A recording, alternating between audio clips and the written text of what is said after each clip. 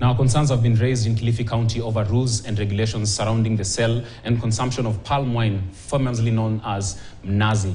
Residents and section of leaders have decried harassment by police officers who are accused of extortion, although the government insists that rules must be strictly followed. Tobias Chanji now reports. Palm wine or mnazi is the local brew that is widely consumed in the coast region.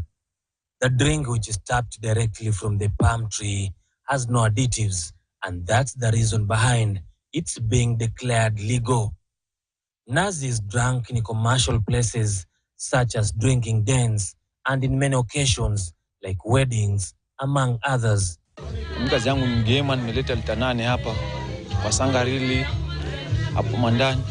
Mkazi yangu ni ya kugema, kwa hivyo tunashukuru Mwenyezi Mungu ile ambayo napata, na nashukuru.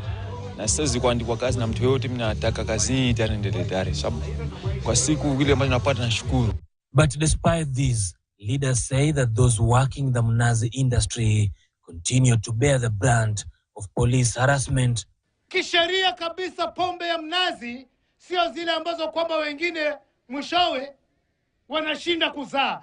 Hii pombe ya mnazi ndio inafanya mpaka hata idadi sahihi inataka kushinda ya Wasomali kule juu. Lakini mimi lenye linanisikitisha, leo hii kijana akitoka na pikipiki hapa akienda Mombasa kupeleka pombe ya mnazi, either alipe kodi ama ashikwe pikipiki iwekwe ndani. The Kilifi County Commissioner, however, say that most locals have failed to follow the current regulations, where all those transporting mnazi on boda need to register their phone numbers. Kama ni kuuza pombe ya minazi, itakuwa pombe ya minazi peke yake. Hiyo sio restaurant. Wengine wanapika kichwa ya ng'ombe, kichwa ya mbuzi, wengine wameweka disco.